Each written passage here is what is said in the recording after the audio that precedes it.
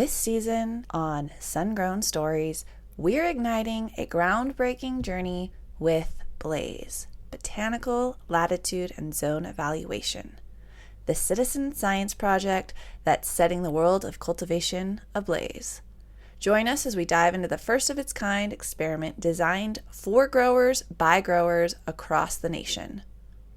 Blaze is more than just a project. It's a mission to map the future of cannabis cultivation.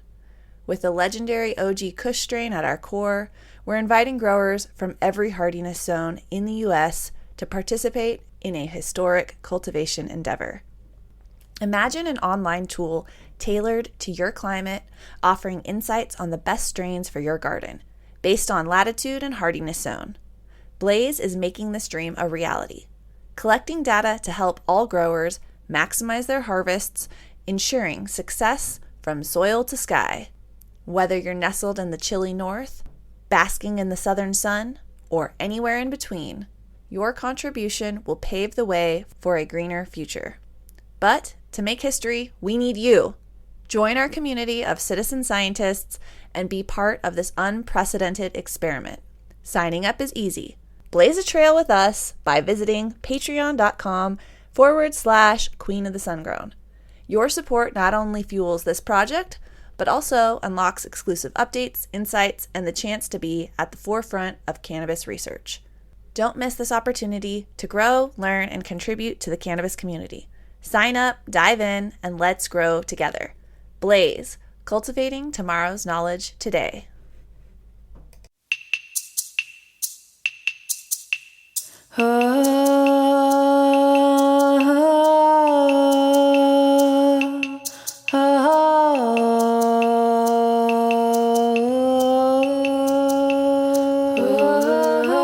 Welcome back to Sun-Grown Stories, Season 1, Episode 4, Legends and Landraces. I'm your host, Alexandria Irons, founder of Queen of the Sun-Grown, and in today's episode, we're going to explore the lineage of one of the most iconic cannabis strains, OG Kush.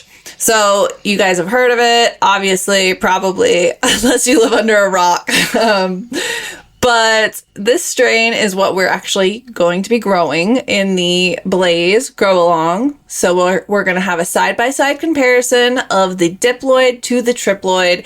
And I'm super interested in learning about how much faster these triploids can flower and if they are really going to make great washers because of the multiple trichome heads. So OG Kush is actually known or notorious for not being a good washer. So typically, most of my outdoor is grown with that in mind. So we'll talk about that a little bit. Before I get too off, the beaten path, I want to talk about what we're going to learn in today's episode. So not only are we going to be learning all about the lineage of OG Kush, but we're going to have featured guest geneticist and cannabis writer, Dr. Gary Yates, along with Benjamin Lind, the co-owner of the Humble Seed Company, and again, the esteemed author of the Teaming with Microbes series, Jeff Lowenfels.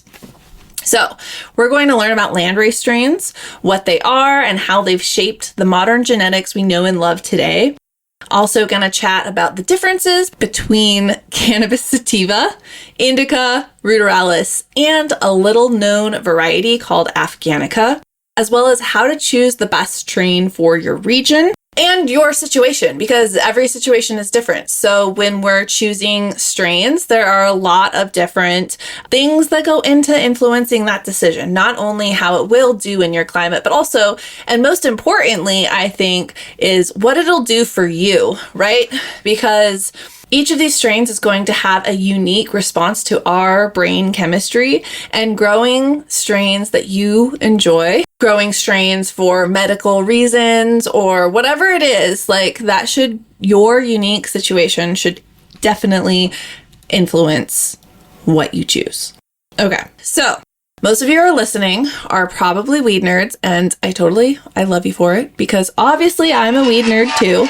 I mean, I have a podcast about cannabis. My whole thing is, growing weed outside. Anyway, so there are certain strains, though, that you don't have to be a weed nerd to know about, right? I mean, they're classics that most of the common folk, the NPCs, would relate to or recognize. So, Sour Diesel, Blue Dream, Blue Dream, Granddaddy Purple, Pineapple Express, and arguably the most well-known strain, OG Kush. Where did it come from, and how did it become so well-known? Imagine, if you will, the early 1990s. The West Coast of the United States is buzzing with the sounds of hip-hop.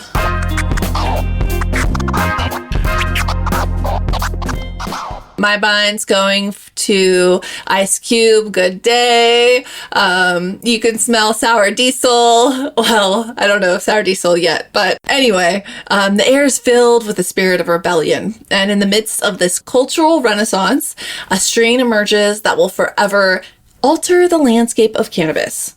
OG Kush. Its origins are wrapped in mystery, and they may be as compelling as the strain itself is potent. It's a very, very weird story. So, OG Kush is believed to have come from Florida, brought by Matt Bubba Berger. So, Bubba's known for his Bubba Kush, Bubba strain, but he supposedly had a few cuts, like a kryptonite, and I'm trying to recall what strains he had, but basically there's a whole story about him bringing some strains to SoCal, and him and another breeder worked on it, and it became one of the West Coast most sought after strains. I think that it was like $8,000 for a pound. Like, yeah, definitely popular, still popular today. Some people ask, there's so many magazine articles on when I was researching OG Kush, like, what does OG stand for? Oh, I wonder, is it ocean grown? Is it overgrown?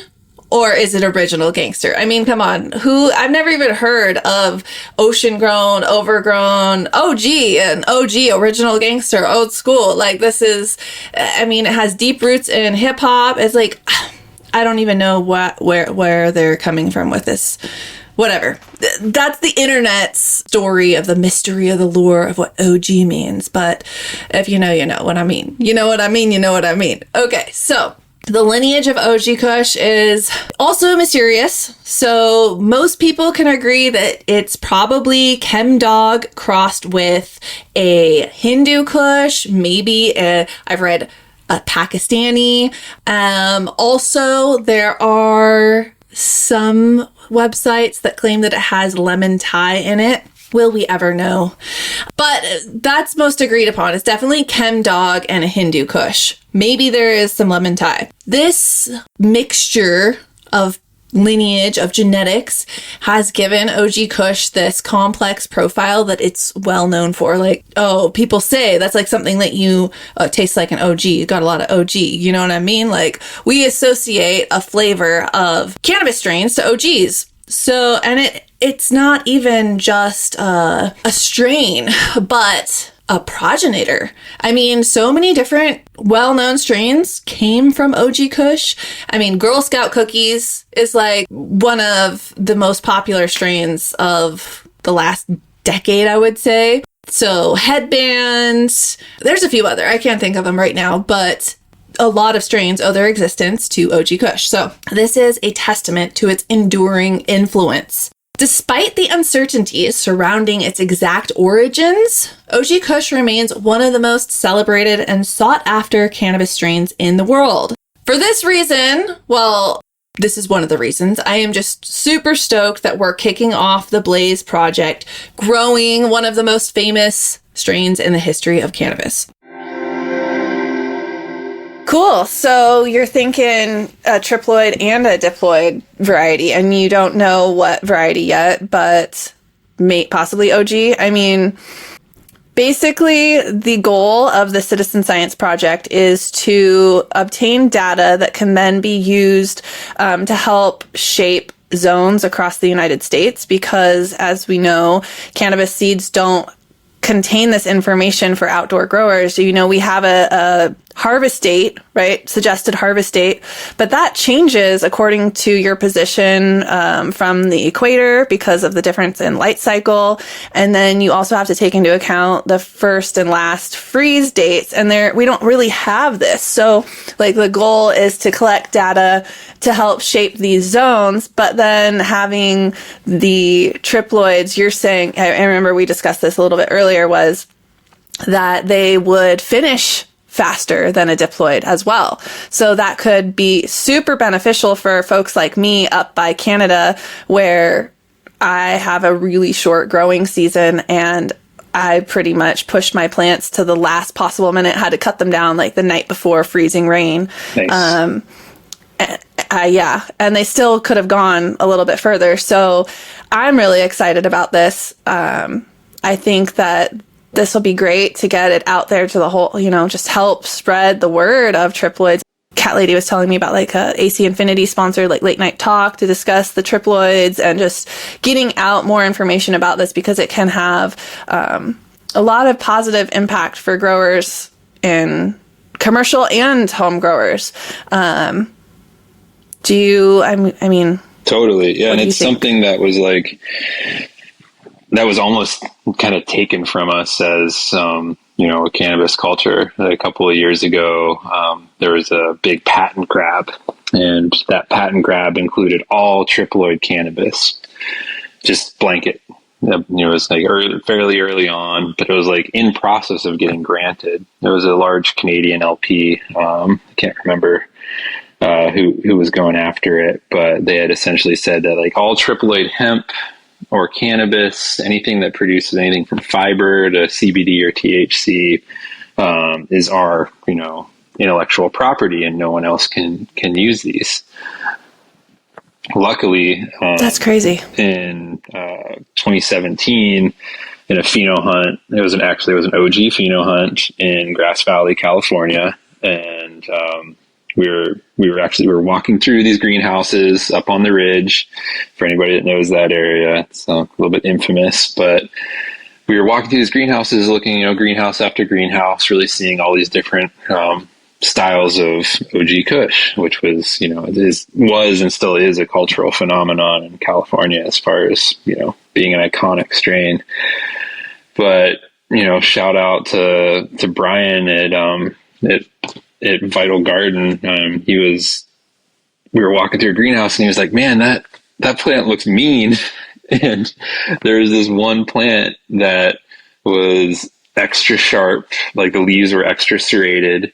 And from far away, it almost looked like a thistle plant, compared to cannabis. Like it was just, everything about it was like, it was standing up straighter. The leaves were thicker. Just everything about it was just kind of bigger. Even the calyxes on the buds were bigger. They were more frosty. And that wound up that year being our unicorn for the OG pheno hunt. We were working with Dark Art Nursery at the time. We gave them a cut of it. They released it and sold a bunch of them that year. And a few years later, when this patent starts coming around, at the same time, just, coincidentally, they were running all their samples through a flow cytometer. And what a flow cytometer will tell you is how many chromosomes are in the plant. And it just so happens that two of the plants in Dark Art's library had 3 chromosomes. They were triploid plants.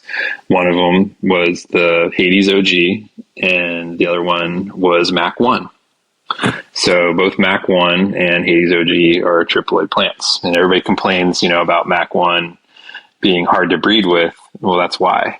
It's a triploid. It's kind of inherently stable. And both those were just naturally occurring. No one had done anything to them to induce them into being triploids. It was just, they were the one in 1,000 or 1 in 3,000 plants that popped up that was identified as special, and then somebody cared to keep it. And so through that since that was, had been previously discovered and had been, more importantly, had been documented and sold, that kind of shot down that patent grab that happened. So, which preserved the ability for, now everybody to be able to grow a triploid in their backyard if they want to. Diploids are still great plants, and we still will always continue to breed with diploids. It's not like, the triploids are going to be any kind of extinction event for cannabis. It's just kind of a interesting new little kind of cul-de-sac that, breeders can go down and explore.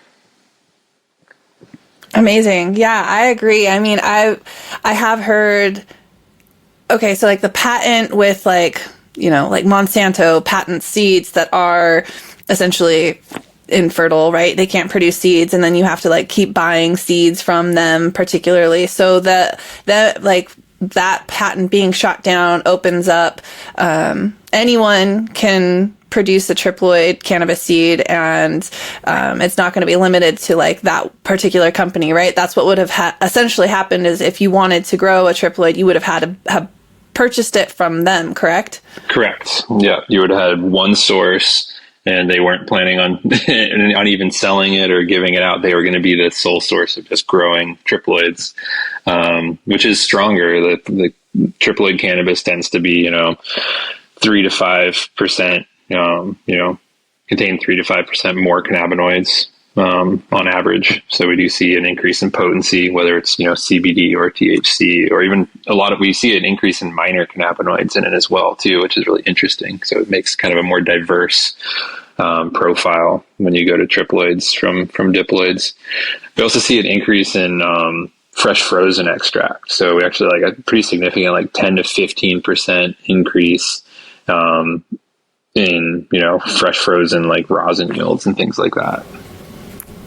Wow, that's exciting. I can't wait. So what are the strains that you have of triploids right now that you're releasing? So we're in the process of doing a bunch, but this year for spring, we're releasing OG Kush triploid, and then a donuts triploid, which the donuts is like, our OG Kush is kind of just, an homage to the classic strain OG.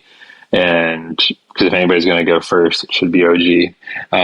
But then the donuts is more of like kind of a new school variety with like a little bit more purple. It's a little bit more like it's got more depth to the bud. It's more like kind of looks more like indoor, more like hypey weed, if you're Instagram weed. But it's beautiful, and it has a smell of like kind of like a sweet glazed donut. It's like kind of like sweet fried dough. So it's got a fairly unique smell to it. It definitely does a trick. I think that one was, they're both testing and well into the 30s. So it's definitely potent weed. We're also seeing, they flower faster. So, what was an 8 to 9 week flowering strain is now, it's like 6.5 to 7.5 weeks, which can be really good for, home growers that want to, have something to smoke a little quicker, or a northern latitude, or commercial growers that need to add that, extra cycle in their fit an extra cycle in their year, or maybe they're growing outdoor in Canada or Europe. It opens up the amount of like arable farmland where cannabis can be cultivated, because it's always been a struggle to cultivate cannabis outdoors in, Europe, Canada, anywhere in Central Asia. It can be difficult. Another benefit of triploids is there's a really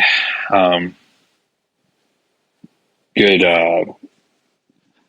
potential for disease resistance. So you don't see it in necessarily every single plant, but the population as a whole the seed population as a whole has much better disease resistance and needs much less, pesticides or fungicides. And it also takes less fertilizer. So we're seeing there's, depending, I don't know how you view it, but like more sustainable. They have a lower carbon footprint when grown outdoors. You're not, putting as much, time, energy, money, labor, salts or organic compounds. It's just an easier plant to approach, an easier plant to grow.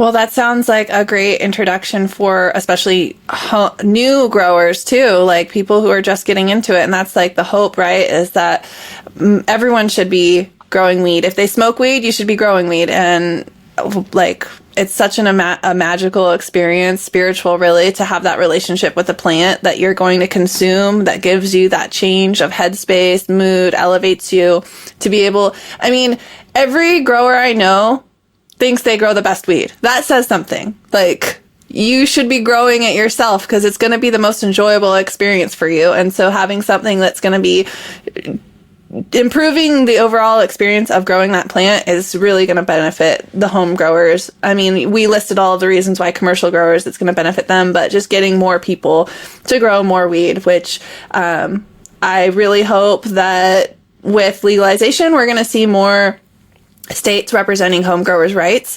Like here in Washington, it's a felony to home grow without a medical license. So we have our medical cards just to be able to grow. But a normal person who doesn't have their medical card, which most people don't, right? Because it's recreationally legal, they can just go to a dispensary. That's just controlling who and how you get your medicine or herb from, even if it's not medical. It's just like, you should be able to grow it yourself. It seems ridiculous that the state is making so much money off of it, but it's still illegal to grow it yourself. Yeah, totally. So let's fight for home growers' rights. 100%. Yeah, I mean, smoking weed isn't addictive, but growing it sure is. And it's definitely like, it's just such a personal experience because when you dedicate that time to a plant and that energy, I mean, most of us have grown, tomato plants on our back porch or on a deck or in a window.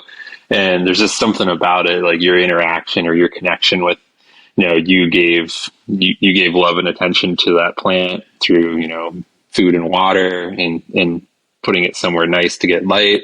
And then in, response, it's giving you sustenance. So being able to harvest and kind of, just experience the process of harvesting and drying and trimming your own flower and then consuming it is, such a higher level of just interaction than, buying a recommended strain.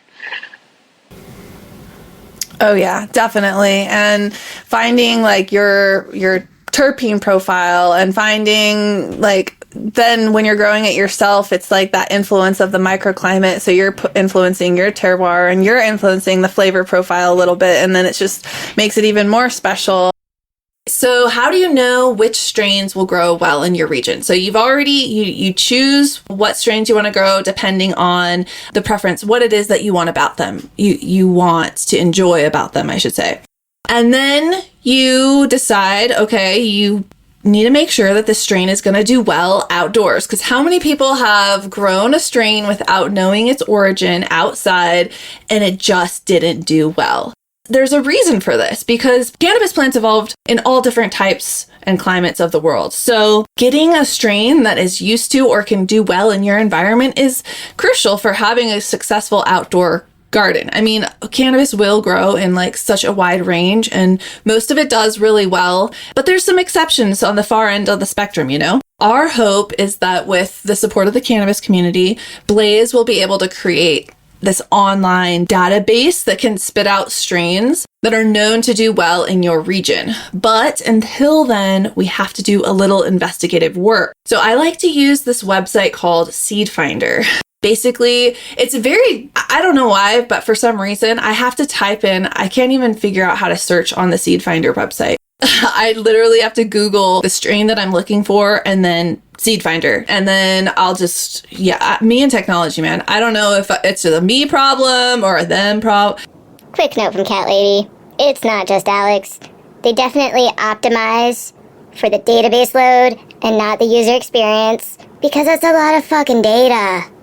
But you use this website, Seed Finder, type in your strain, and then it's going to give you the family tree or a pedigree. And you go back and you look to see what land races are in that strain. What makes it up? What's its genealogy? Picture this. The vast landscape stretching from mountainous terrains of the Hindu Kush to the dense, lush jungles of South America. Remember, I talked about extreme ends of the spectrum? In remote corners of the world that are as diverse as this, cannabis plants have been thriving for a long freaking time, like millennia, like thousands of years. And they've been evolving in perfect harmony with the natural world that their environment. So these are what become land races, the pure, unadulterated strains of cannabis that tell a story of a time and place. So what exactly is a land race? Basically, it's cannabis in its most original form. It's untouched by hands of human-led cultivation and instead shaped by natural selection, by pests, by environmental factors, survival of the fittest, if you will, of cannabis plants in specific regions that have bred and grown and adapted on their own.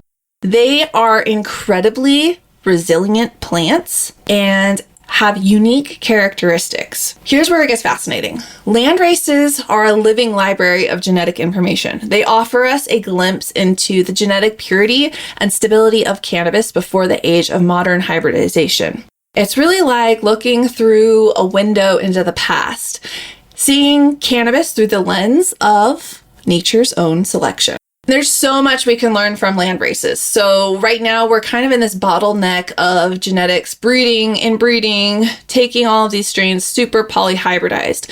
Being able to breed with land race genetics is going to allow us for a wider diversity to the cannabis genome. We're going to see more unique characteristics. Obviously, there's downside. They don't yield as well. Maybe they're not as high in cannabinoids for sure, but breeding with them into our hybrids of today gives us room to play and look for, more unique cannabinoids like THCV or flavors from a time bygone. Everyone's always saying like, there was that one strain, back in 95, it was the sour diesel, not the NYC diesel. Anyway, I digress. So having land races is just a great way to bring back genetic purity and breed looking for unique characteristics. And again, they are also a lot more hardy to extreme environments. Diving into the study of land races opens up discussions about conservation and preservation. In a world where cannabis genetics are increasingly dominated by hybrid strains, land races stand as a reminder to the plant's diverse heritage and ecological importance. They challenge us to think about how we can protect and preserve these genetic treasures for future generations. Joining us today to discuss land races, we have Dr. Gary Yates, author for cannabis education at Seedsman. He has a degree in genetics and plant pathogens is what he specialized for his thesis and doctorate. And he is just a wealth of knowledge, and he is currently working on a project with land races. Okay, so let me kind of wrap my head around this. So you're partnering, like trying to partner or work with people who are saving these genetics from all over the world. So the land race is strains that have grown naturally and adapted to that environment. And so with current genetics, we have kind of a bottleneck of the same gene pool. We're starting to get a lot of the same flavors because breeders are just inbreeding with the same few strains. And so by having this wide variety of what naturally has been happening all over the world, and people have been cultivating these local strains, we're going to be able to rejuvenate the genetics and kind of pull some of these more rare cannabinoids, like you said, THCV, and get some different flavor profiles, which also means different medicinal profiles. Entourage effect's going to be different, and they're going to be a lot more hardy for growing outdoors, which is amazing for our project because we want more people to grow outside. So that's really freaking exciting.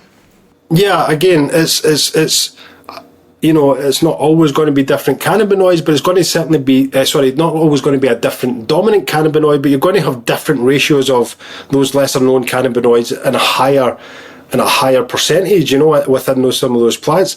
And one of the other interesting things is, along with these varieties, we can genetically prove that they're distinct, and we can also then have like from source descriptions. We've had some crazy write-ups on some of the effects of some of these, you know, everything from things that smell on the plant like rotten meat, all the way through to like super unusual psychoactive effects. You know, like what that means, I've got no idea, but I'm excited to learn, you know. So again, some of the compounds involved, and you know, the science has finally caught up with something I kind of believed from the start, was it can't possibly all be about terpenes and cannabinoids, right? Because if it was that simple, then it would be easier to replicate in an artificial way. So the science has caught up with that a little bit, I think, and actually now proven that, yeah, we have all these other sulfur-containing compounds and esters and all these other things that actually contribute to flavour and taste.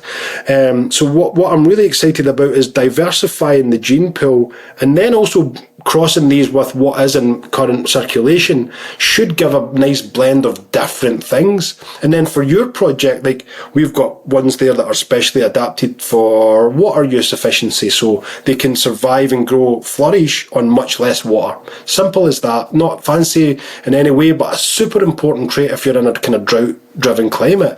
There's other ones with, you know, well, actually that's the same plant. It's got this like just an incredibly dense root network and an extremely long taproot, you know, which I don't know how far it goes down in nature, but it goes far, as far as you can't pull it back up, it just keeps snapping, you know, like one of those kind of things.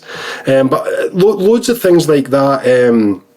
We've also seen a thing like a phenomena that you would actually dismiss if you were a home grower, right? Which is, after the plant starts to flower, so you just say you're doing indoor artificial lights and you've grown 18-6 for 4 weeks and now you flip it to 12-12, right?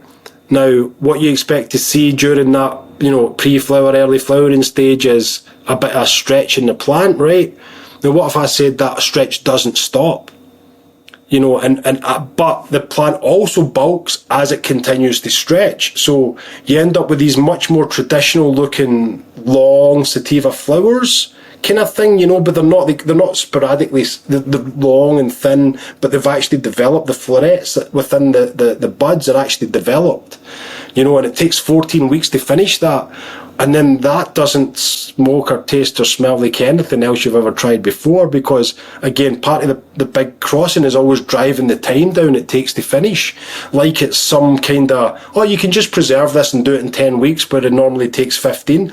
That doesn't actually compute very well. The science doesn't back that up very well at all. The genes that are responsible for shortening the flower time have got absolutely nothing to do with the complexity of the biosynthesis of these compounds later in the plant's life, which might actually be triggered by the death of the, you know, as the fan leaves start to die off and you've got nothing but just bud and you know, sugary leaves, you know, you're having a massive impact on the plant's ability to take up light energy. So now you're metabolizing all the backlog of all the inputs, you know, and how, because it goes in as light and it comes out as like bud, like, you know, there's a lot of intermediates in between that, and that backlog has to be cleared at some point, and that changes the chemistry in the end.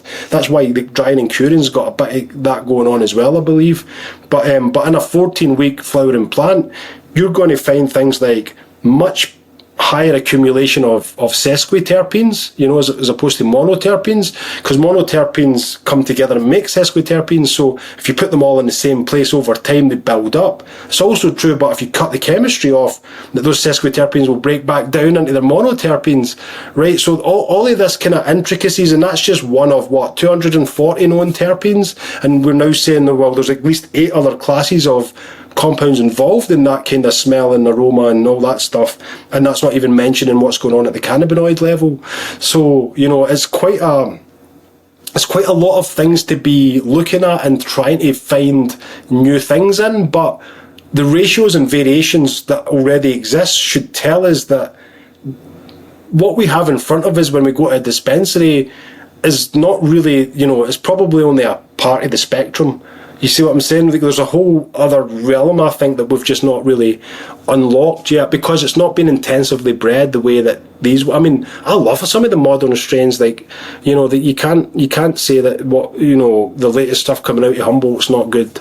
And another seed company I'd mention out that way would be Atlas, who do the breeding outdoor as well. They're really good. So yeah, that's that to me is a. I think I spoke to you about it the first time we spoke as well, about the need to increase genetic diversity. So I see this opportunity to do that, and I'm going to try my hardest, even if my part in it is just pulling everyone together and facilitating it.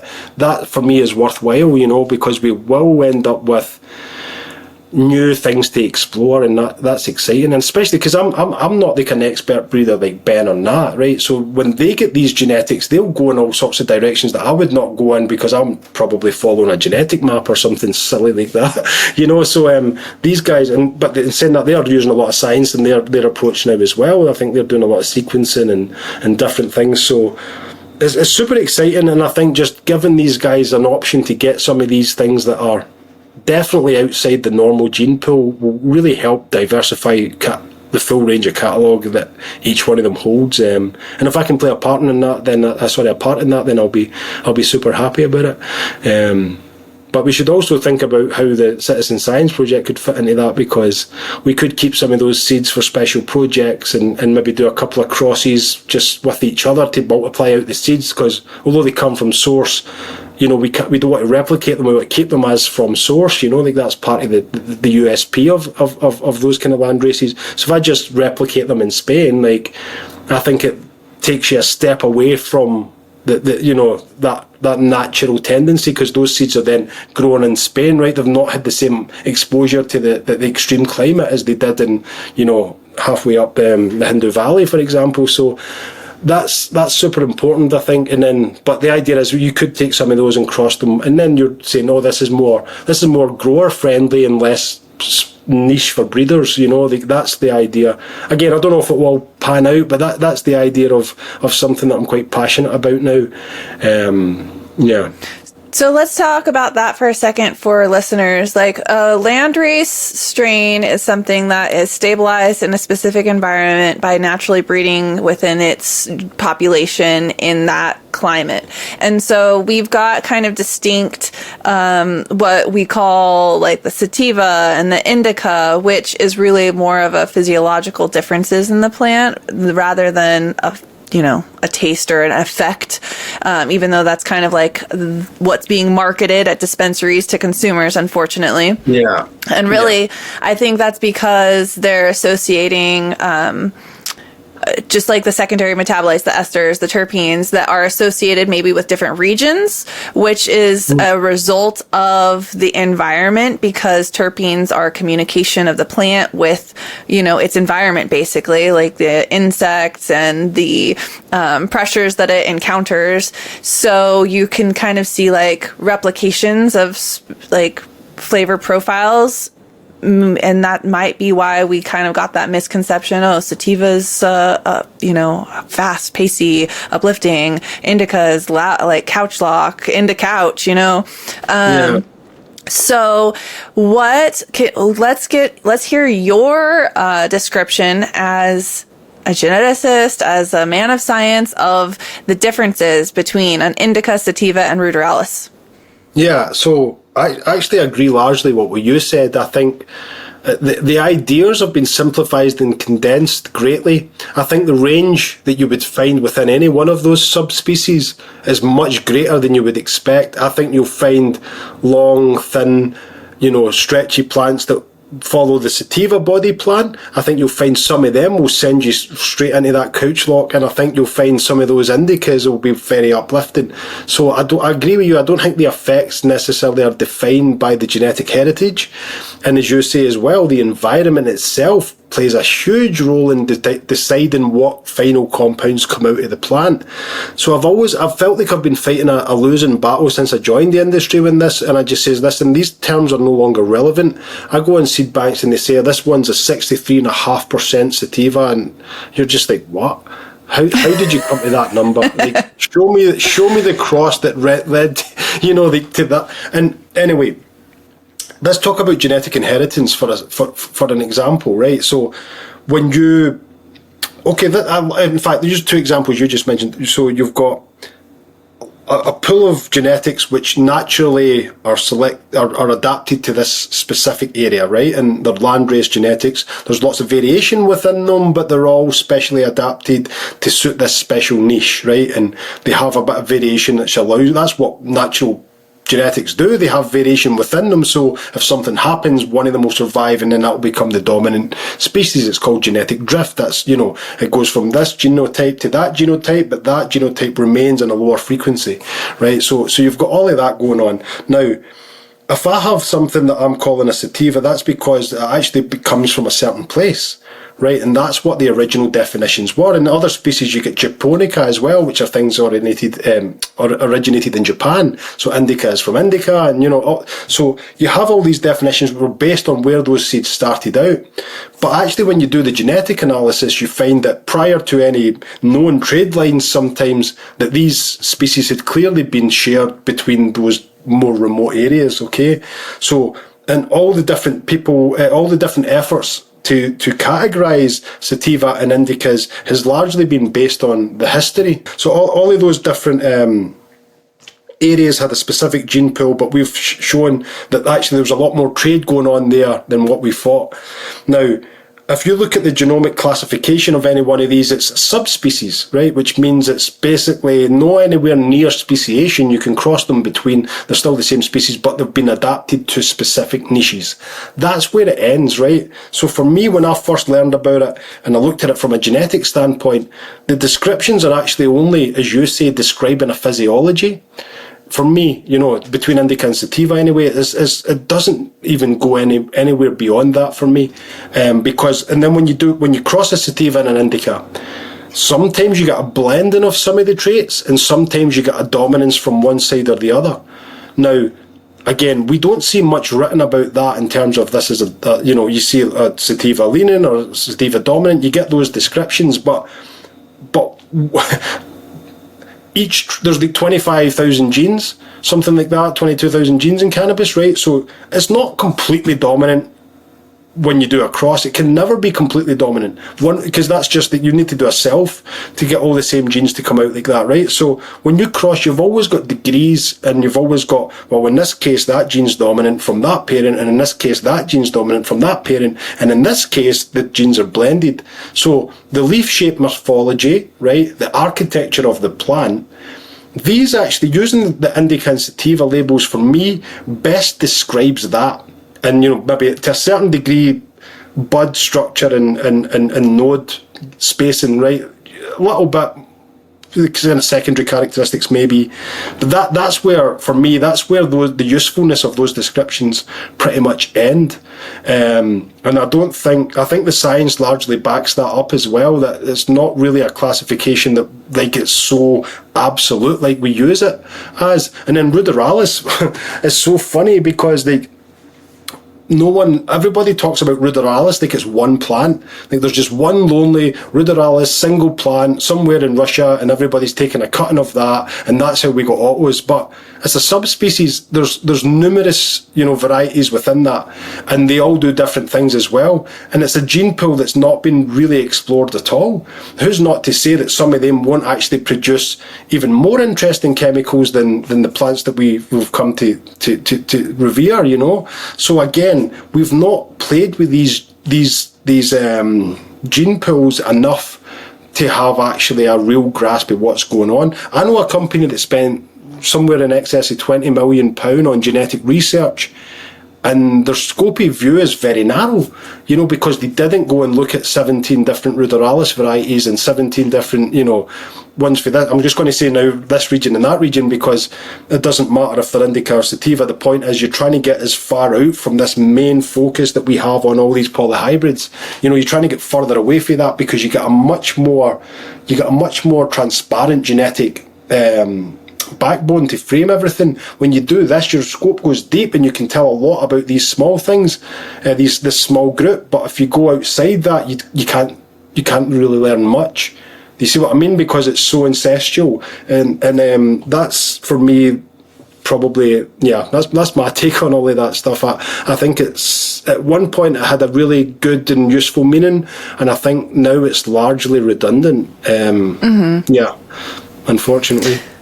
So when home growers are deciding what seeds they should choose from, and you, as you said, breeders put like, 63% sativa or whatever, and you're like, okay, yeah, exactly. How do they come up with that number? What do you think is important, or how would you choose genetics for your local environment? What would be your process if you're growing outdoors? Yeah, so that's an interesting one.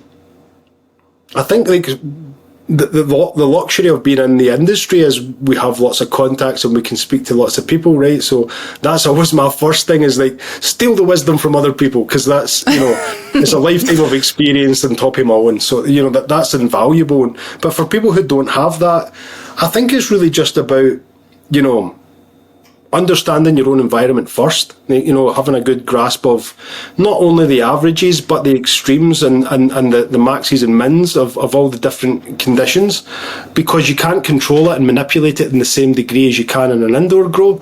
So once you know your parameters, so if you're hot and dry, for example, you have a different set of, you know, different set of traits you're looking for than if you're the kind of dull and wet, you know, as we are in, say, for example, in Scotland and Britain largely. So I'm looking for hardiness probably no matter where I'm going, right? So, you know, how robust is the genetic? What is the parentage of the genetics, and does that tell me anything? You know, because again, if you take something like, you know, something that's quite closely related to something that's from like a landrace or something like that, then you know that it's not too removed from that kind of hardy environment to a certain degree. So, but I'm looking for, you know, in a wet environment, I'm looking for an open plant structure, you know, to reduce the chances of mold and help airflow. I'm looking for things like, again, in that environment, how bushy is the plant going to be? I don't want to grow a wee stocky indica plant shape in a cold, wet environment. Do you know what I mean? Because that's just asking for trouble. But at the same time, if I was somewhere really hot, then that's what I would be looking for, you know, because actually the plant is designed to keep itself cool in the inside. So yeah, it just depends. But for the UK, that, you know, it's something I learned when I was in California, and they say if you don't like the weather in San Francisco, just wait 5 minutes or something like that, you know. And we're very much like that in the UK as well. My friend up in Scotland's done got a bunch of farmers to do cooperative hemp growing, and we've used a bunch of genetics there which have been quite telling in terms of how adaptable the plant is. But yeah, it's a hard one because I'm so used to, okay, this is the parameters, you know, go and do it. But if it's personal preference, yeah, I'm probably looking for something that flowering would trigger quite early. You know, like flowering, although people believe 12-12 is the thing, there's actually a full range in there. I've seen plants flowering under even like 14 and a half, 15 hours. You know, they'll go into full flower. And again, that can change the kind of, if you keep it at that, it will change the structure of the bud, I think, in the end, if you're doing it indoor. But I want something that's going to trigger early and then finish quite fast, you know. Again, just to beat the extremes of the wet season that comes in here, I guess, anywhere between mid-September onwards, you could just get torrential rain for 2 weeks. So that would be the things that I would be looking for.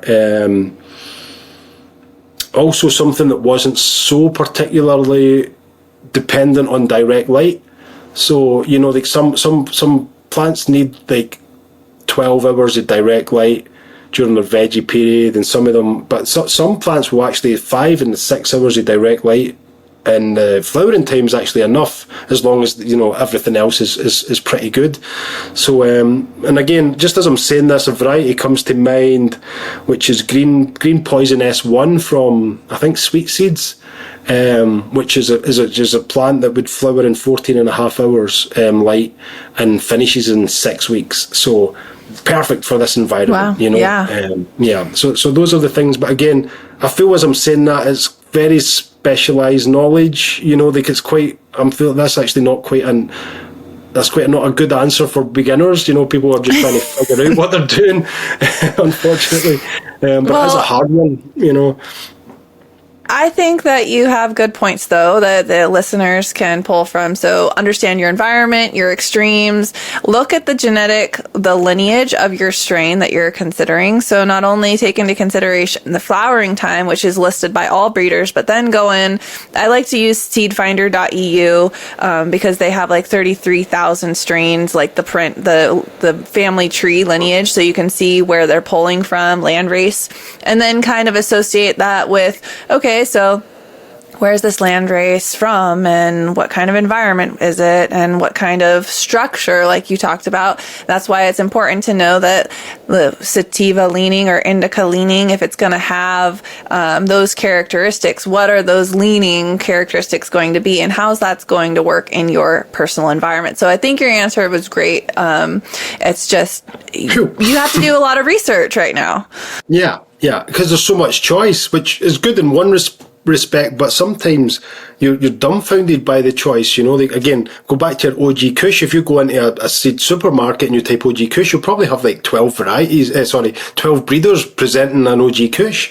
So that's something that's quite tricky to navigate as well, because not everything's fair and transparent in this world, and certainly not in the seed world, where there's a lot of shady dealings going on. And again, I was lucky enough to work with a company that was trying their best to avoid all of that and trying to actually push in the opposite direction.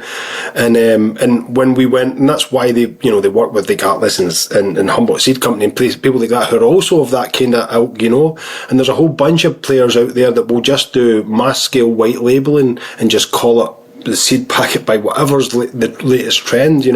So that's something that people have to navigate as well, is they don't go to some, if somebody approaches you on social media and says, oh, you want to buy some seeds, mate, they take it with a pinch of salt. And if they're claiming to be a big seed bank, they're probably not. Go to the website, do your due diligence, find the good suppliers, or go to the breeder direct. That's even better, in my opinion, because then, sometimes you will actually get access to advice as well through that. And nobody knows those plants better than the breeders, right? So if you can ask them the questions of, I'm living here, what should I grow? They'll probably know off the top of their head what to go. But otherwise, it's 33,000 strains. Wow, that's actually, I didn't realise it was quite as many as that. But that's almost more strains than there are genes. So how does that figure, right? Anyway, but yeah, that's an interesting one. The other way to do it again is probably is through asexual propagation. If you know someone who's already done that work, and then get a clone from them to grow your plants, I guess it depends. If you're doing natural outdoor growing, that's a bit more tricky, but that would be another way to secure a genetic that has been proven in that environment. When you begin to choose genetics for your climate, you can consider the landrace origin and how it compares to your climate. For the most part, cannabis plants are divided into subspecies known as Sativa, Indica, and Ruderalis, also known as an autoflower. But did you know there is another subspecies that's sometimes referred to, not often, but it's called Afganica. And that's because it often is just grouped in with Indica.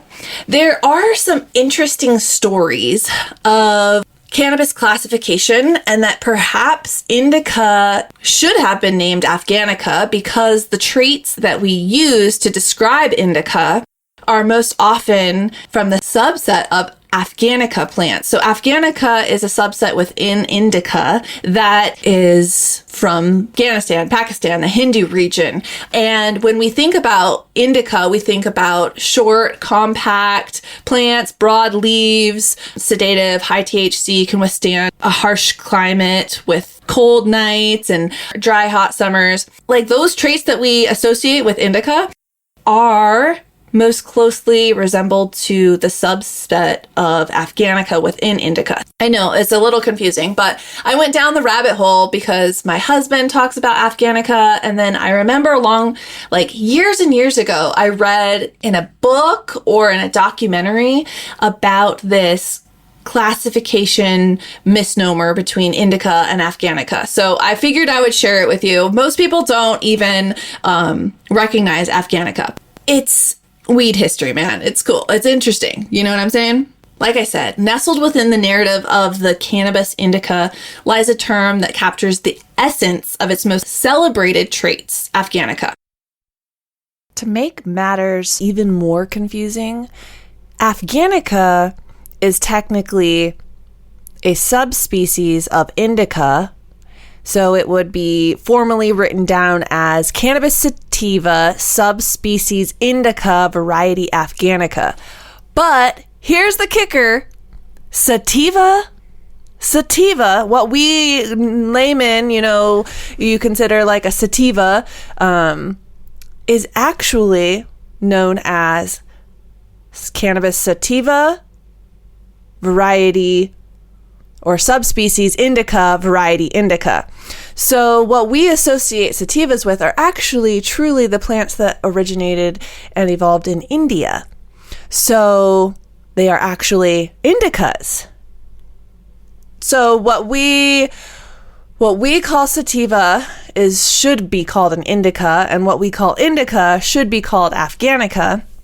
And frickin' sativas, so plain old cannabis sativa, subspecies sativa, is actually hemp and anything that contains less than 0.3% THC, and it's what's used for fiber and fodder and building materials and all that shit. So the nomenclature surrounding cannabis has been widely confused, and this is all a huge part and due to its illegal nature, not being able to talk freely about this. But I've linked the white paper so that you can get down the rabbit hole and kind of just see on paper what I'm talking about. So Afghanica is really what we know as indica. It originated in the Afghanistan region. It's all of those traits that I just talked about.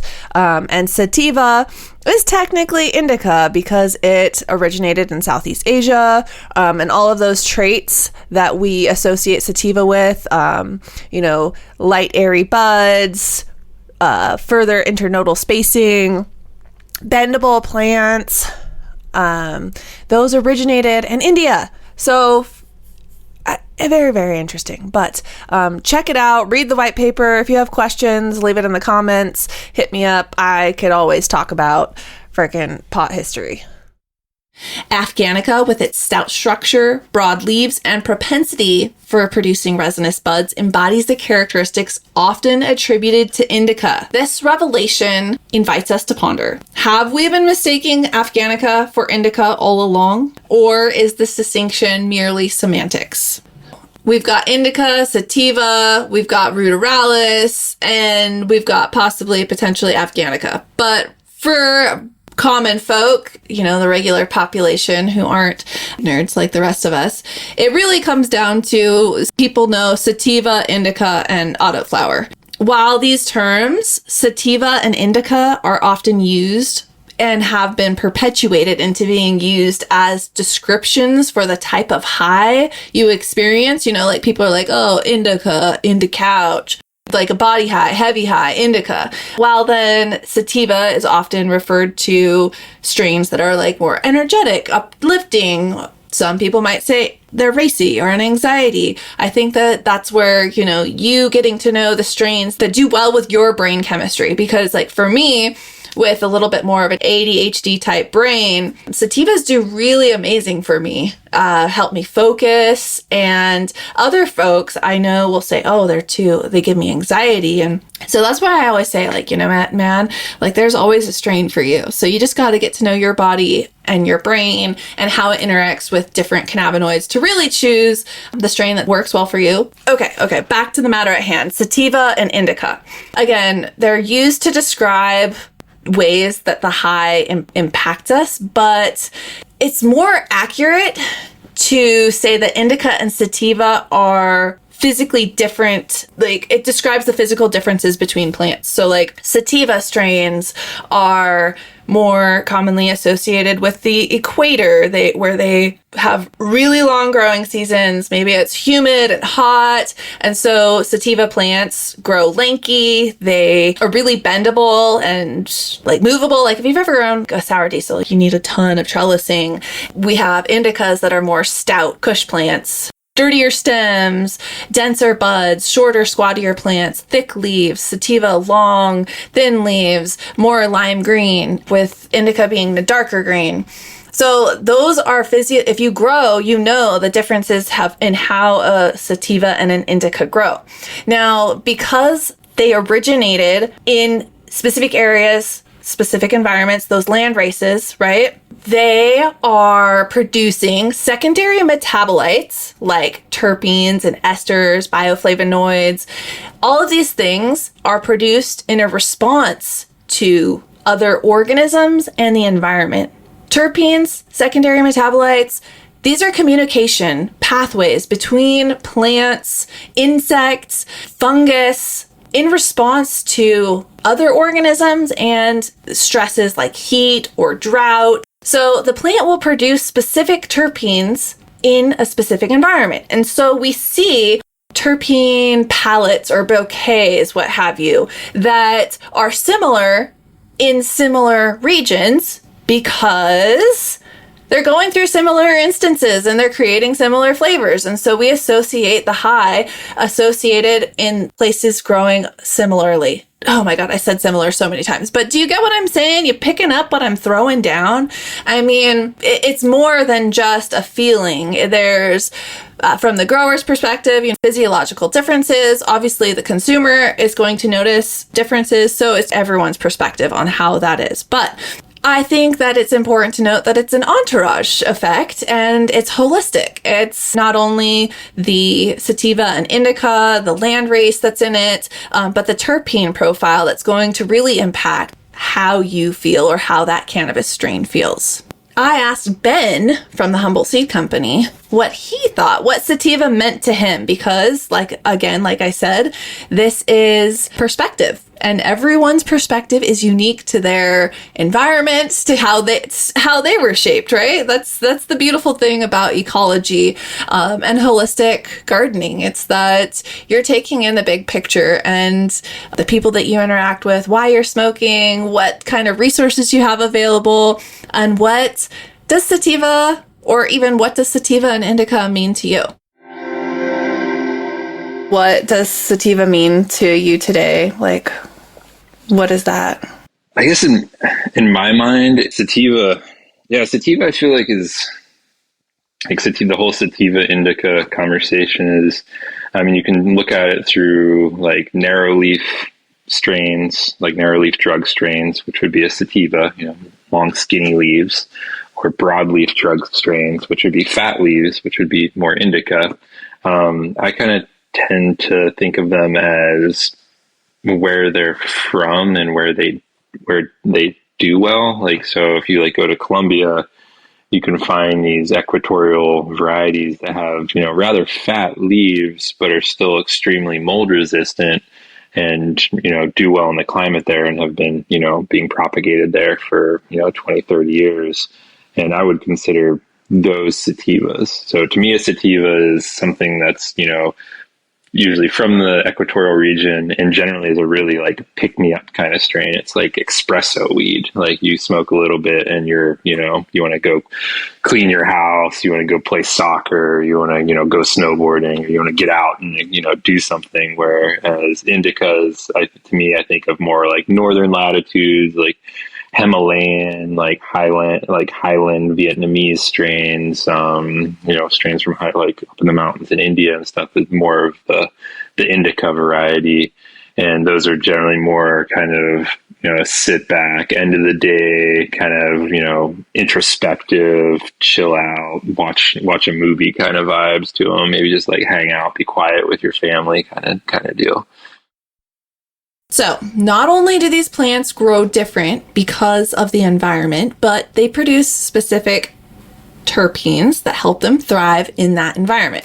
So, for instance, those sativas that are growing in really humid places, and they're known for having uplifting and energizing high, are oftentimes full of the terpene limonene. And this is known for being mold resistant. So not only do sativas have narrow leaves and lighter buds to accommodate for high humidity, but they're also creating specific compounds to combat it. And these terpenes then impart their medicinal qualities on us, and we then associate those effects to the plant being sativa or indica. So, if you live in a hot, humid place with a long growing season, plants that have sativa traits would do well in your region. But if you're like me and you live where it's still freaking snowing and cold, cold winters, hot, dry summers, Afghanica or indica are going to do really well in your region. So you want like sturdy plants, fast flowering, and those are, interestingly, Afghanica style plants. So it's just, interesting to learn something unique and different about cannabis plants, right? I knew a little bit about Afghanica, but after going down this rabbit hole, it's just so interesting to think about how cannabis has shaped our human history, how we have shaped it, how you can trace genetic differences through trade routes. It's pretty amazing. But what about Ruderalis? We haven't even talked about Ruderalis, right? There's no known origin for Ruderalis. Like, there are speculations and theories. And the theory that I relate to the most is that Ruderalis evolved sometime during the last ice age. So cannabis plants, the last ice age was 20,000 years ago, but cannabis plants have been around for hundreds and hundreds of thousands of years. I'm pretty sure. I should fact check that. How long have cannabis plants been around? A long fucking time. When cannabis plants evolved on Earth, the climate was a lot different. Super high CO2, warm, humid, that whole greenhouse effect was going on. We're at 900 ppm CO2 ambient atmosphere. If you guys know, if you're growing indoors, you probably supply CO2. The cannabis plant can get up there, man. I've been in rooms running at like 2000 ppm. Don't go in there and hang out in there very long. You get some lightheaded, pass out. It could be dangerous. But your cannabis plants, they love it. So the ice age comes around. Everything gets really fucking cold. CO2 levels drop. The plant has to adapt. It has to change. So in Russia and Central Asia, Eastern Europe, where it was really fucking cold, cannabis had to change. And this is where Cannabis ruderalis emerged. So it makes sense to me, plausibly. It's plausible that this is the origin of the auto-flowering trait that we associate Ruderalis with. So sativa and indica, or Afghanica, whatever you want to call it now, I've probably confused you even more. Oh well, they're all photoperiod plants, whereas Cannabis ruderalis is not. It flowers according to age, not the length of the day. And this is a great trait if daylight is limited, winter is cold, you have, a very short window to pass on your seeds and proliferate your genetics to keep yourself alive and keep yourself going. So Cannabis ruderalis emerges, and to make up for this, able to start flowering as soon as it experiences stress, really, because if you've ever grown an autoflower, if you don't transplant it soon enough, if you underwater it or overwater it, do anything to stress it out, it can trigger it to go into flower super early. So this is an adaptive strategy that species can take on when they're in really harsh environment. It makes sense to me, and in order for it to do this, it has low THC levels, a very small bushy plant, And this is all part of what can be expected. Why would a species change so severely around the same time as the Ice Age? To me, this makes sense. Imagine a world 20,000 years ago. It's a time of relentless cold, with landscapes dominated by ice and snow. Survival is not just a challenge, it's an art. In these extreme conditions, cannabis ruderalis may have began its journey of adaptation. Short summers and long frigid winters of its native regions necessitated a shift, a way to thrive when the very elements seemed against it. So, here, in the crucible of the Ice Age, Ruderalis' most distinguished trait was born: autoflowering. Unlike sativa and indica, remember, photoperiods, they flower in response to changes in light. Ruderalis blooms based on age. This remarkable adaptation meant it could flower and reproduce in the brief warmth of short summers, independent of the sun's whims. It's nature's workaround, a biological hack for survival in the most unpredictable climates. But why does it matter? Why should we care about a small, less potent member of the cannabis family?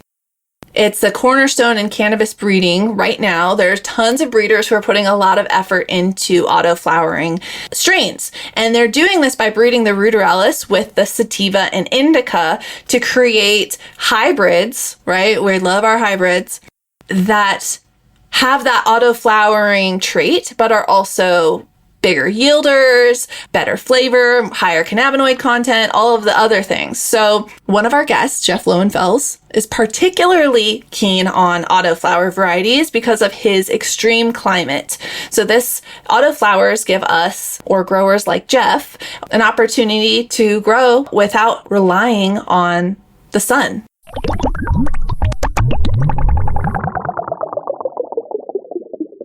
The thing about Alaska, if you're talking about cannabis strains, our problem is we have a daylight situation. So during the month of January, for example, when you wouldn't be growing anyway, but just to give you an example, we gained how many hours of daylight do you think in January? Take a guess. Hours? You gained hours? Yeah. I don't know. We gained two hours.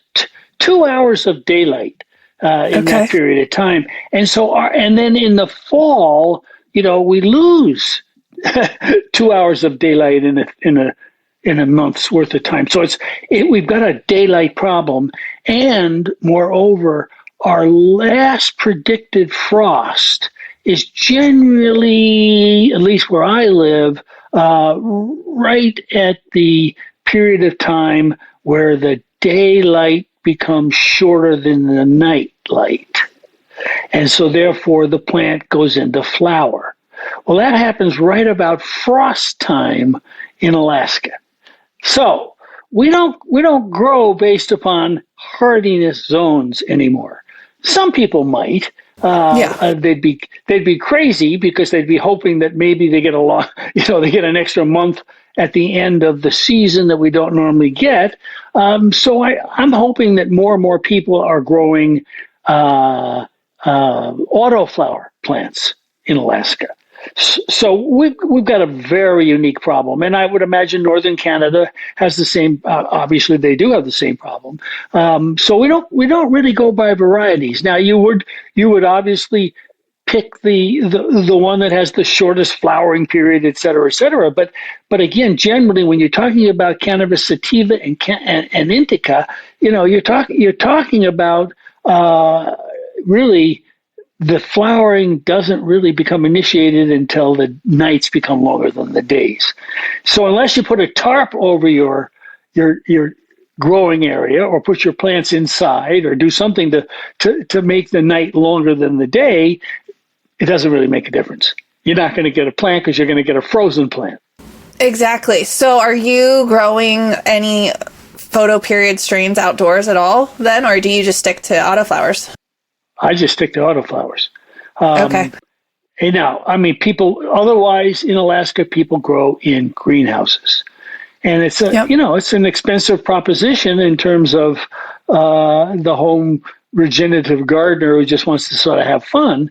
It becomes kind of a hassle. Now, these autoflower plants, have come to the point, and that's my fifth book. Incidentally, I wrote a book on autoflowering cannabis, which again I didn't write for me and you. I wrote it for Uncle Bob and Aunt Sally so that they could understand what's going on, and maybe dip into it and try it themselves, when nobody was looking. So autoflowers are the way to go. They are the way to go. And if you're growing autoflowers, you still have to pay attention to what's going on, depending on the length of your growing season and the length of time it takes for that plant to go from seed to flower. So if you're living, in an area that gets, a long season, you might be looking at a different kind of autoflower, maybe one of the so-called super autoflowers that get very tall. They take a little bit longer to grow, maybe 120, 130 days, but nonetheless flower based upon genetics, not based upon day length. We look around for those things. Now, do I have any specific names? I don't.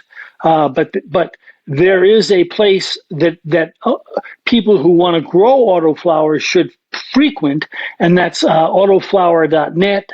It may be autoflower.org now, and it's a wonderful site, and you can get on there and find people who can help you find the right strain for your area. Check it out right now. See if it's. Do you have a computer in front of you there?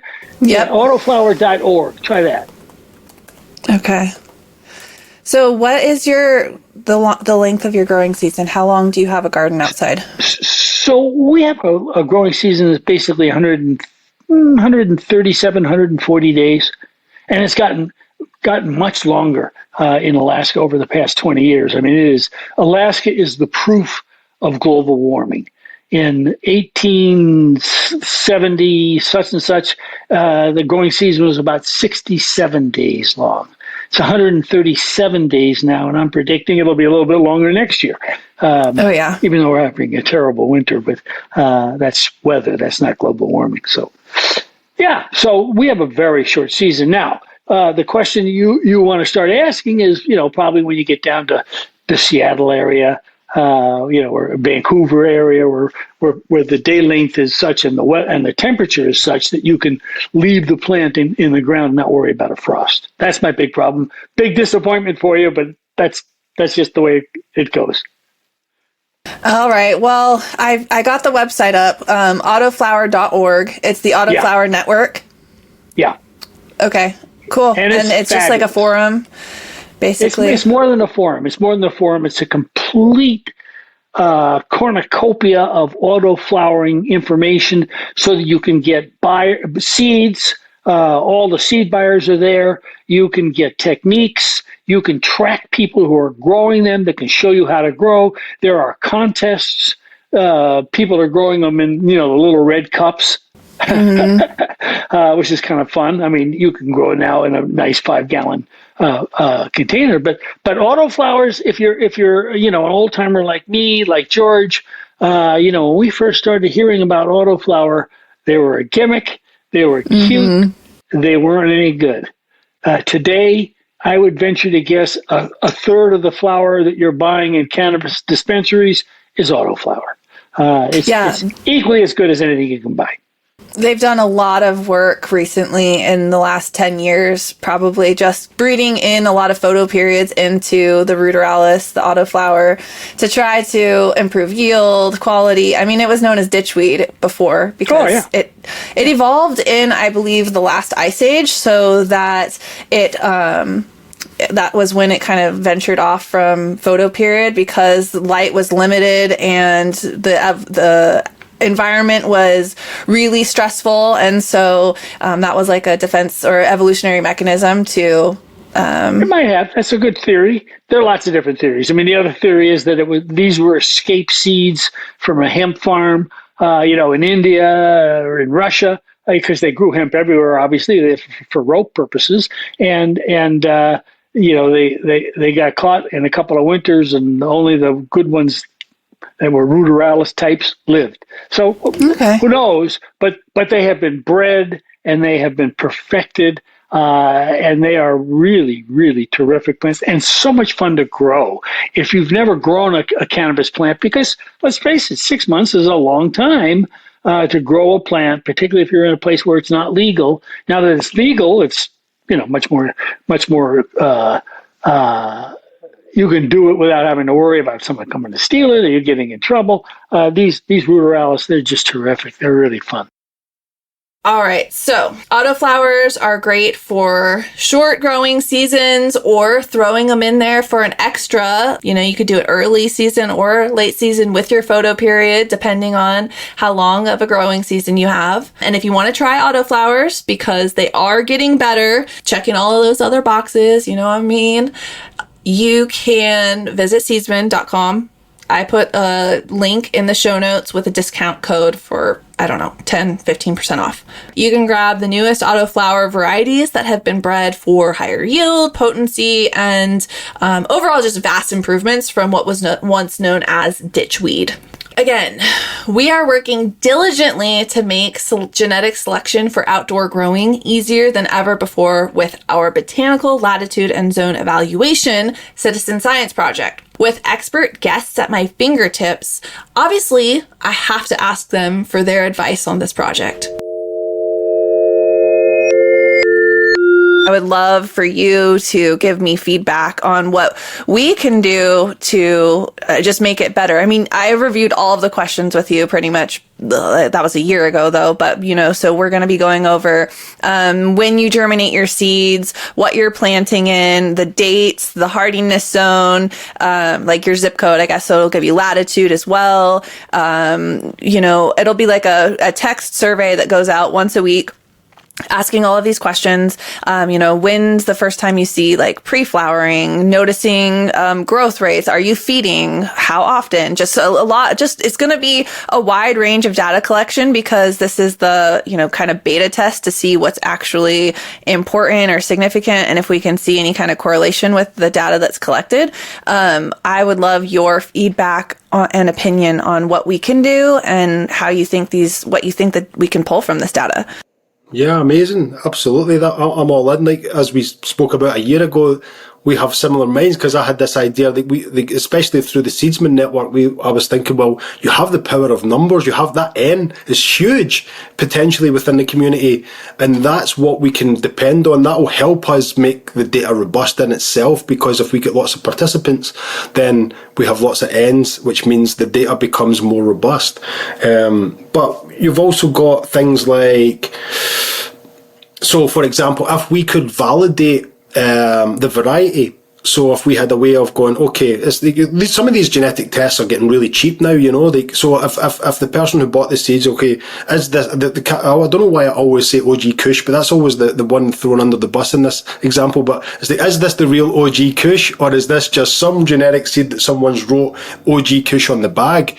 Because if we got the data in and then we could start to categorize into varieties, we could very quickly actually see maybe tendencies within the varieties that explain, that pre-flowering started earlier there, but only in that one case, and then we could really scrutinise the data to find out other particulars. And then, you've got the climate zone, and then we say, but within the cannabis gene pool, you've also got this level of variation within that zone. Do you see what I mean? So we can really screw into the nuance of the detail. And then the other thing would be, again, just making sure that, again, it's a harder one, but make sure the reporting is as consistent as can be when you have so many participants, As the data comes in, basically, we'll be able to scrutinise it. It will help us decide which way we want to manipulate it to, help people understand it and take it in better. And by manipulate, I don't mean make it up. I just mean how we want to sort it and, shift it around so it makes a visible, representation of the facts. So yeah, I'm really excited to see how it comes in, and it might take some time to refine the process as we go, but that's all fair game, because I think one of the things that we spoke about last time as well was what you're doing there. Hopefully we can roll it out to Europe, and I can certainly help that aspect of it, and then we start to get a bigger and bigger picture, and then why not? If people in Thailand, for example, can be, you know, I've got some friends there, so that's going to be then turn into some kind of monster that, you know, I don't know how you control it at that point, but, you know, again, bringing all the data in, if we've got a process for analysing that data, and it's fairly quite a straightforward pipeline, you know, giving people access to that, or at least, you know, allowing it to help you give people advice would be huge, because that's, again, one of the other things that's missing is like that collective mindset. This project has been years in the making. Like I said, from the get-go, I've been thinking about this. So many people have been thinking about this, and it's finally, I'm just stoked that it's finally time to roll it out this summer so more people can grow outdoors with confidence. Like, growing outside I just love it. I love growing outside. I love being outside, and the more time you spend outside, the happier you'll be. I mean, it evolved outdoors. It's a plant. Go outside and grow and have fun. But before I give my update on Blaze and why you should be growing outside, let's do a little recap of what we talked today. So, oh my gosh, and I didn't even talk about bubble hash. Okay, so get this. Remember how I said in the beginning, the OG Kush Triploid, well, OG Kush is known for being like notoriously a bad washer. What I want to talk about what this means. So, good washer versus bad washer, because when you're choosing your strain, now is the time to be thinking about it. If you want bubble hash, because not all strains make great bubble hash. So there's things that you want to look for. Now you've narrowed down your strains according to medical benefits or fun benefits, whatever you're looking for, whatever floats your boat. You have chosen strains based on regions, and you've narrowed it down to that. But here's another caveat. This is the cherry on top. My biggest influence in narrowing down my strains is if it makes a good washer. So bubble hash is made by using fresh frozen material. You gently agitate it in a container, a reservoir tank that has different micron-sized mesh bags, and you collect different sizes of trichome heads, stalks. You're trying to reduce this and make as purified of a trichome head collection as possible to create this ice water bubble hash. Not all strains have the right shaped trichome heads to collect in this manner. And so you would have to talk to other growers, people who are washing, and see if you can look at pictures even of the trichomes on the internet. Like, this is like, we're weed nerding out fully here, because I personally don't even really smoke flower. I'm a concentrate gal myself, always have been. I love my rosin pens. I love dabs. I love edibles with concentrate in them. It's a purified, elevated experience of the pure flavor of the plant without the chlorophyll, lipids, fats, waxes, and all of that plant material. It's literally just trichome heads and resin that's contained within it. It's amazing. It's wonderful. So if you want to make bubble hash, you want to grow plants that are going to wash well. OG Kush is notorious for not washing very well, which would be like less than 3% return on yield. If you get over 3% to 6% is like a decent return, and that's quite a variance. So let's say you start with 10 pounds. A good return on that would be 3% of it in rosin. And this is wet weight, right? Because we're making bubble hash out of fresh frozen material. We want the essence of the plant in its truest and most natural form for this.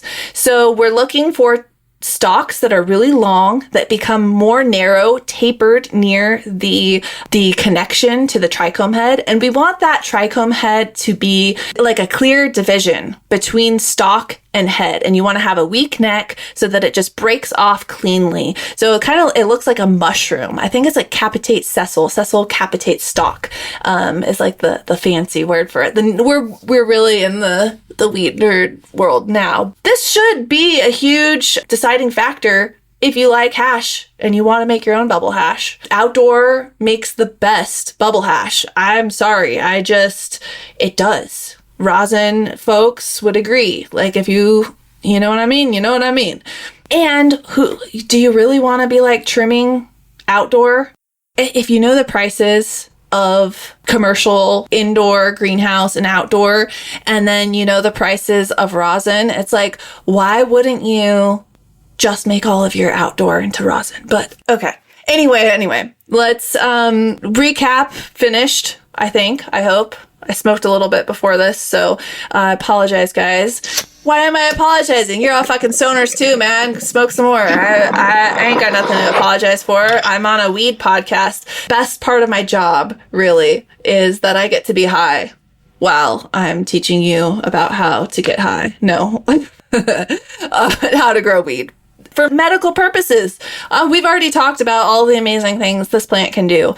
Getting high, just in and of itself, the intrinsic value of getting high is definitely worth its weight in gold alone, I think. I don't need to convince you guys.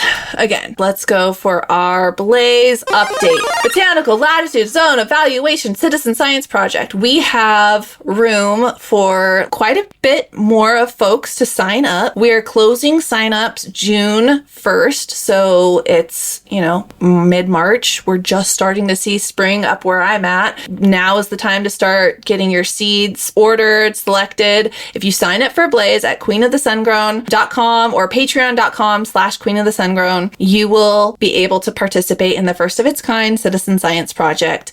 And right now we're waiting on seeds to be shipped out. We have categorized folks into their hardiness zone and mapped them out across the US so we can start this data collection and see how these strains grow in various climates around the country. So I'm really excited. We've got people from California, Washington, Montana, Oklahoma, Virginia. VA represent! New York, some other places. I'm just thoroughly excited for this whole project. And yeah, sign up. Seeds are going out soon. Got stickers made. We've got the first intake form, the survey form up. So if you sign up for the Patreon, you have to then fill out the survey form. It's not just automatic because the whole point of this is a survey that you'll answer every week. So we need to see that you will sign up and fulfill the survey. We're collecting data. Participants will get prizes for most data collection, the underdog for whoever has the most problems and still pulls off a successful harvest. I have a whole list of things I'll have to talk about in another episode because it's eluding me right now. Lots of sponsors, lots of prizes, lots of fun. There's a Discord server where you can post your pictures and get updates, tips, and tricks. The whole Patreon is all education. There's articles every month, recipes, how to amend, how to build your native soil, weekly classes. It's fun. It's, check it out, join up, grow the OG Kush. Yeah, help make cannabis history. Thanks, y'all. Next week, we're going to be getting into how to prepare our soil for growing in the ground. All right. I will talk about potting mix, but really, really, really want to challenge you guys to plant in the ground if you can. All next week's episode will be about the benefits of planting in the ground, how to prepare your soil for planting in the ground, how to know what your soil type is. If you took my class, the Living Soil Masterclass I taught, we went over this all in depth. Soil science, it has its own division in academia. So we're going to try and compress that soil science into an hour next week. So I look forward to having you there. And happy growing. Hopefully you're getting some sunshine and pick out those seeds. Order today. Get them started, or I'm sure y'all listening have a huge seed collections, but let's do it. I'm excited. You're excited. Now freaking go outside. This episode was written by me, Alexandria Irons, and produced by Cat Lady and Obtine Yeager, with music by Ayla Nerio. Thank you and happy gardening. There was a flame drawn deep within her chest.